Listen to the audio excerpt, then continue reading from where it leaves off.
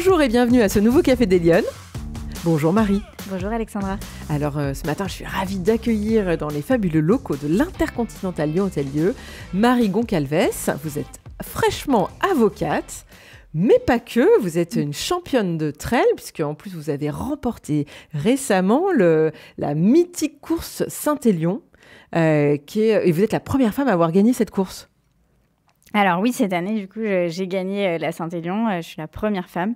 Et c'est vrai que ce double projet d'être avocate en même temps, c'est quelque chose qui me tient à cœur. Ouais. Parce que ça montre un peu, ce qui m'anime, c'est la passion, en fait, des deux projets.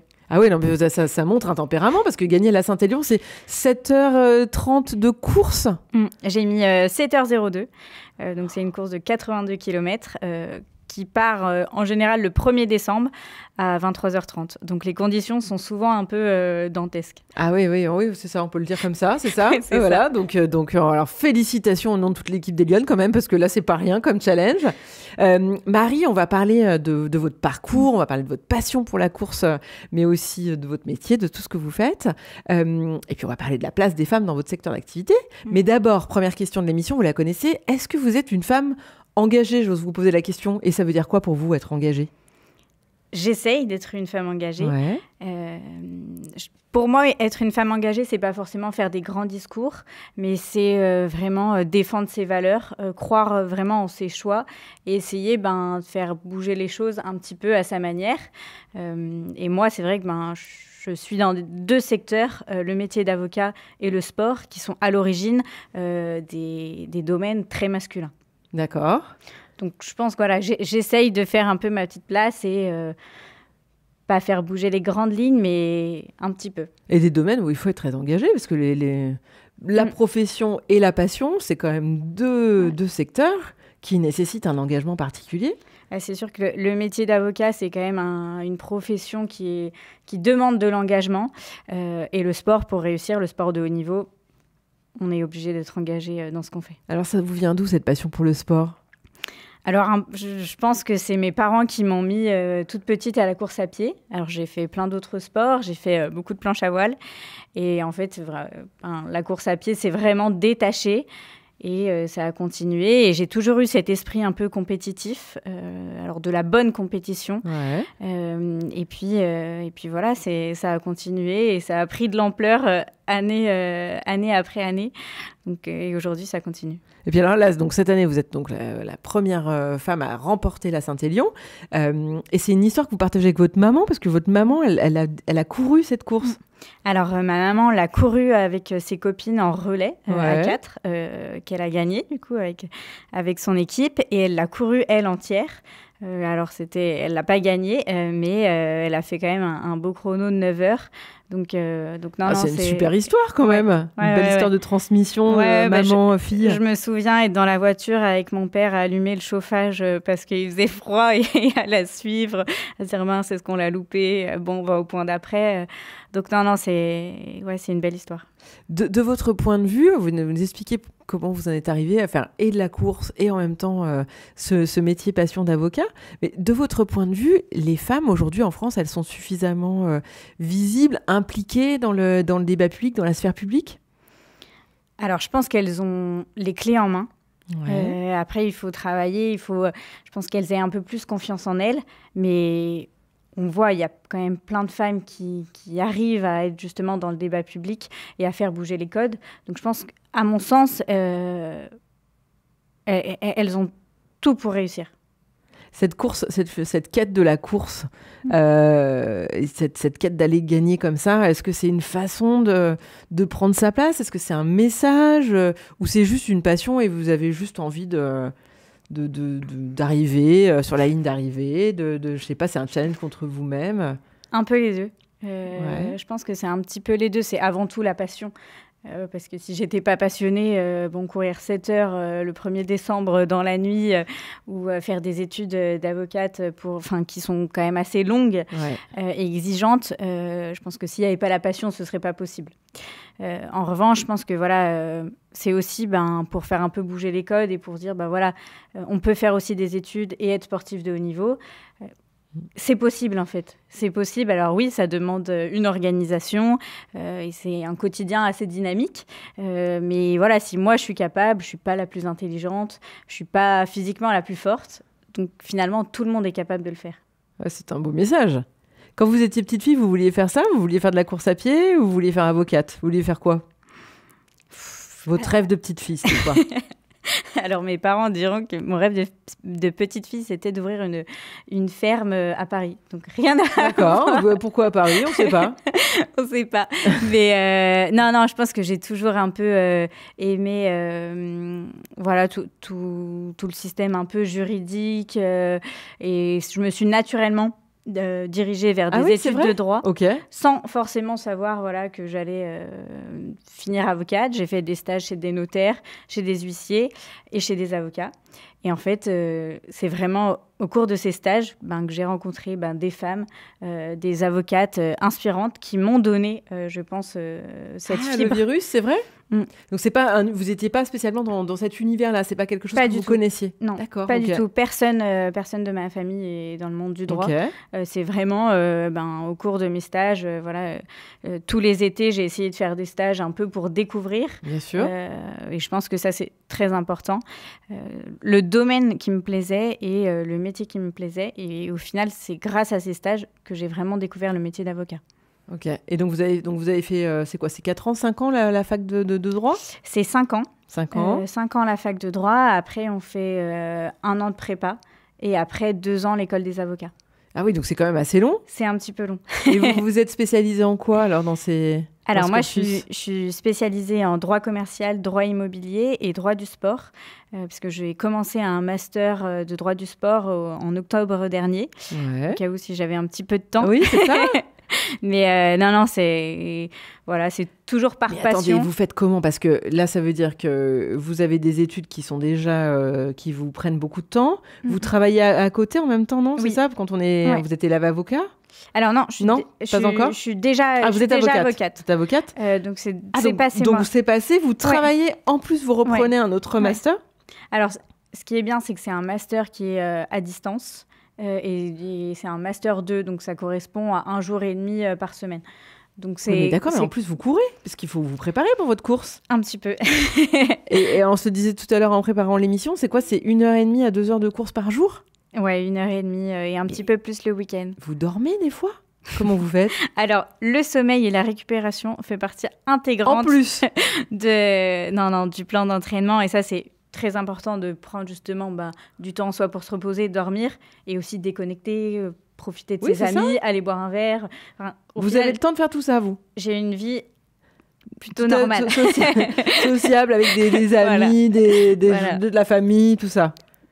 Normal. Après, bon, c'est vrai que je propose souvent à mes amis d'aller faire un petit footing. Mais pour récupérer, pour se mettre au niveau, il faut arriver à courir et parler avec vous.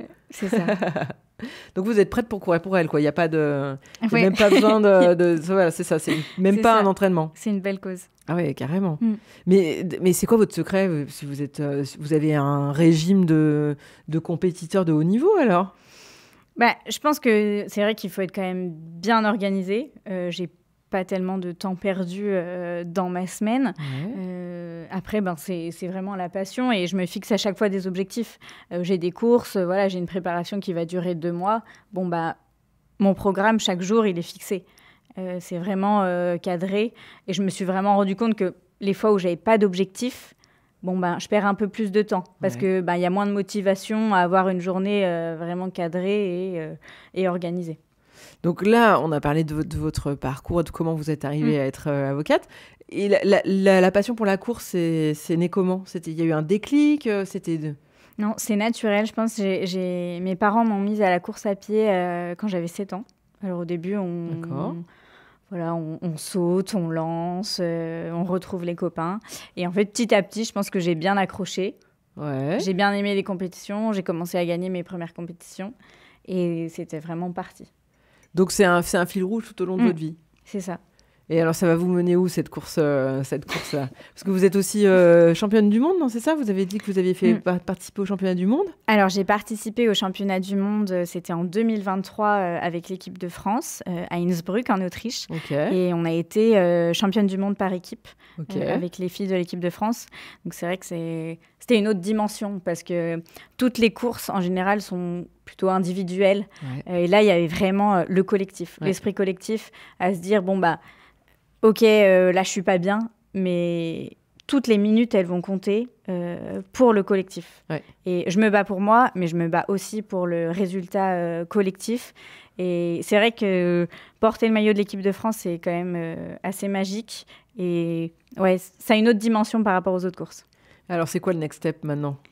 Parce que vous êtes toute jeune, vous avez 27 ans, vous avez 27 ans. Donc là, vous avez toute la vie devant vous, comme on a l'habitude de le dire. Non, il y aura encore d'autres courses. C'est vrai que reporter le maillot de l'équipe de France, ce serait quand même un rêve. Il y a les championnats du monde cette année, les championnats d'Europe l'année prochaine. Il y a les courses de l'UTMB aussi, un petit peu plus longues. C'est vrai que j'ai envie d'allonger les distances. Là, je suis sur des formats... D'allonger les distances? Non, mais vous avez couru 7 heures. Vous voulez courir combien de temps? L'ultra trail, c'est horrible, c'est 24 heures. Oui. Il y en a qui courent l'UTMB et encore 24 heures, c'est un très très joli chrono. D'accord, c'est pour ceux qui sont rapides. C'est encore pour ceux qui sont rapides. Les autres mettent un peu plus de temps. Non, peut-être, pourquoi pas un jour aller sur des distances comme ça. Après, j'ai pas envie d'être une étoile filante. Et il faut pas se brûler les ailes. Donc c'est vraiment important d'y aller étape par étape. Je cours depuis 20 ans, mais finalement ça fait 4 ans que je fais du trail. D'accord. J'ai commencé par des distances 30 km. On est monté à des formats marathon. Et puis là, l'année dernière, des formats 80 km. Bon, l'année prochaine, peut-être qu'on tentera les 100 km. Mais voilà, ce sera étape par étape. Et je pense que respecter justement cette progression, c'est important. Mais ça vous apporte quoi de courir? Le dépassement de soi. C'est vrai, c'est ça? Je crois que le dépassement de soi, on vit des émotions, mais quand je passe la ligne de la Saint-Élion, c'est complètement dingue, quoi. Et puis, tout ça, je le partage aussi avec mes proches, parce que je cours, moi, toute seule, mais en fait, sur le bord du parcours, il y a 20 personnes de ma famille, il y a mon entraîneur qui m'attend au ravitaillement, il y a ma nutritionniste qui a bossé avant sur les plans d'entraînement, enfin, sur les plans de nutrition. Il y a la préparatrice mentale. Enfin, pour le coup, c'est vraiment... un travail d'équipe. Un travail d'équipe. Et non, c'est une dose d'adrénaline. Le sport, pour moi, il n'y a aucun autre moyen, je pense, de vivre des émotions comme ça. Aussi intense. Et sur votre carrière d'avocate, vous avez envie de faire quoi? Vous avez envie d'aller où? C'est quoi votre objectif? Là, l'objectif, déjà, ce sera de réussir à tout concilier. C'est ça, équilibrer. Pour moi, c'est important d'avoir les deux. Pour rester déjà les pieds sur terre, d'être bien équilibré. L'année dernière, j'ai eu une grosse blessure à la cheville. Et mon métier, ça a été une bouée de sauvetage. Parce que je restais pas chez moi à pleurer sur ma cheville et à voir juste mon kiné, mon entraîneur, et à pas pouvoir courir. Et donc non, là, je voyais justement tous mes autres confrères, on discutait, et ça m'a... Finalement, en fait, cette blessure, ça s'est bien passé, quoi. Ça s'est bien passé. Ça a été amorti. Et je pense que justement, d'avoir quelque chose à côté, ça change l'esprit quand ça va pas. Donc vous, j'ai l'impression que, je ne vais pas vous parler des différences hommes-femmes, mais vous n'avez jamais eu l'impression d'être traitée différemment parce que vous étiez une femme? Je pense pas que j'ai eu l'impression. Après, il y a quand même des choses encore à faire. Ce côté sportif, les hommes sont toujours quand même mieux payés que les femmes. Alors maintenant, on a quand même des primes de course qui sont égales.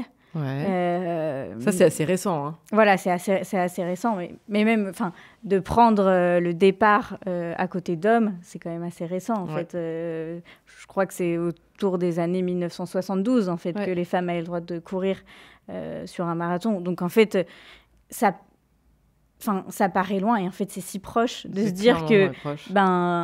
je suis le produit de femmes qui se sont battues, que ce soit dans le métier d'avocat, parce que c'était aussi un métier d'homme. Et la course à pied, aujourd'hui, je peux le faire. Je peux courir sans me poser de questions, prendre un dossard. Parce qu'avant, il y a des femmes qui se sont battues pour courir à côté des hommes.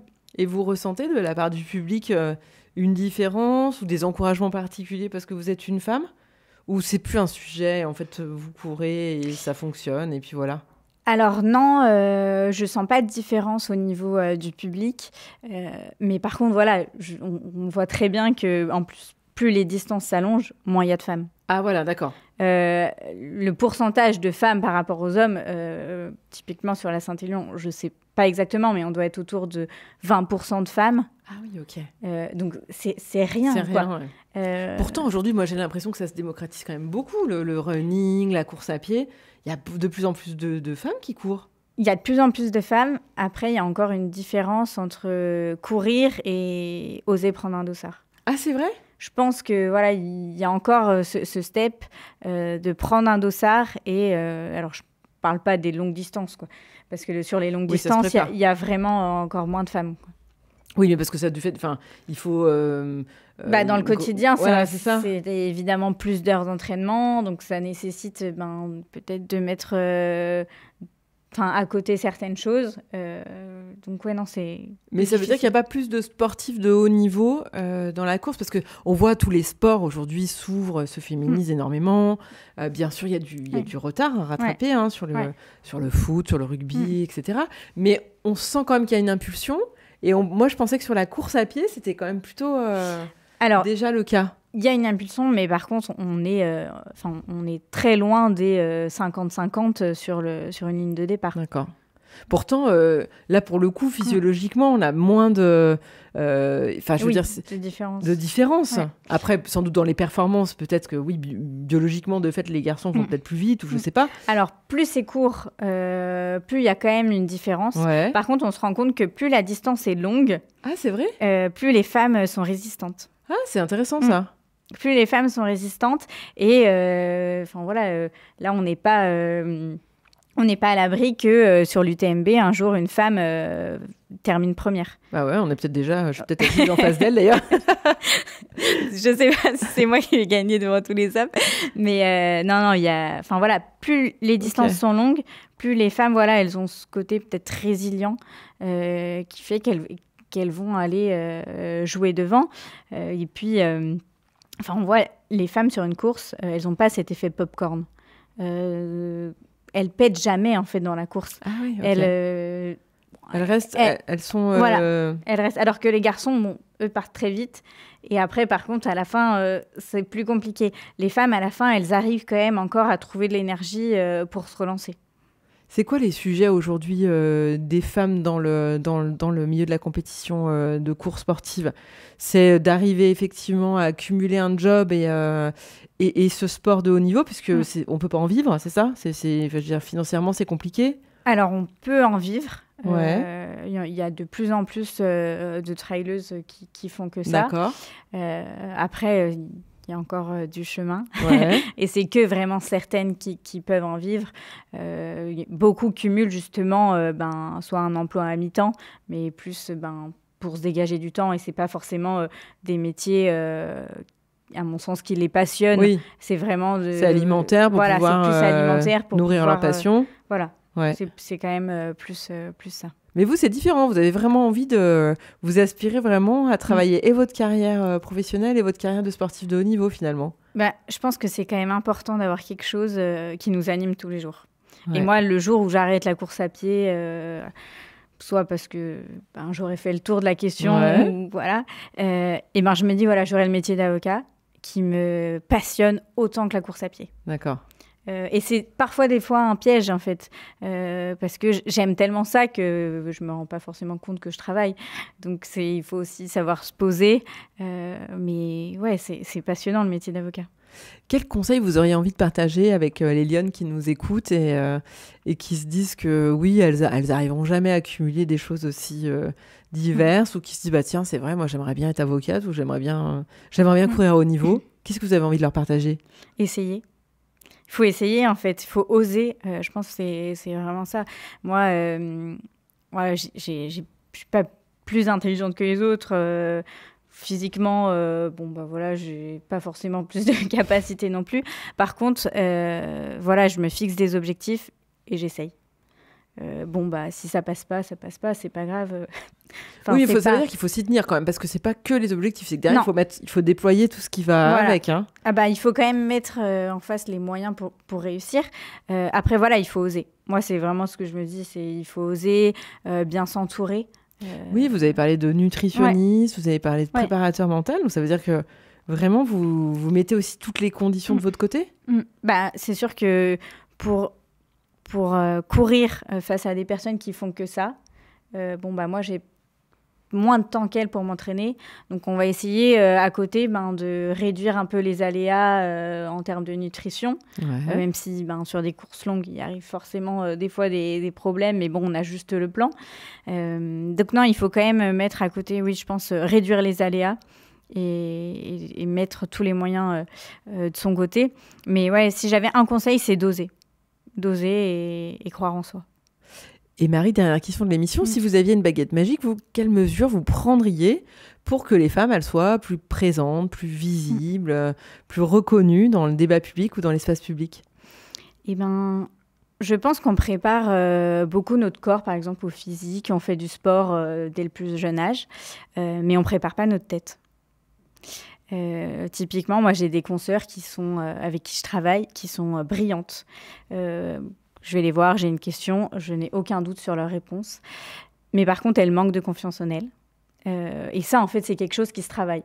Donc, je me dis, si j'avais une petite baguette magique, pourquoi pas mettre des cours de préparation mentale dès le plus jeune âge pour justement apprendre la parole en public, avoir des petits tips pour avoir un peu plus de confiance en soi. Voilà. Se dire, pourquoi on prépare notre corps et pas notre tête, sachant que l'un ne va pas sans l'autre. Ah oui, c'est clair. Marie, merci beaucoup d'avoir pris le temps de venir prendre ce café des Lyonnes avec nous ce matin. J'espère que ça vous aura plu et moi, je vous retrouve la semaine prochaine pour un prochain Café des Lyonnes. Bonne semaine.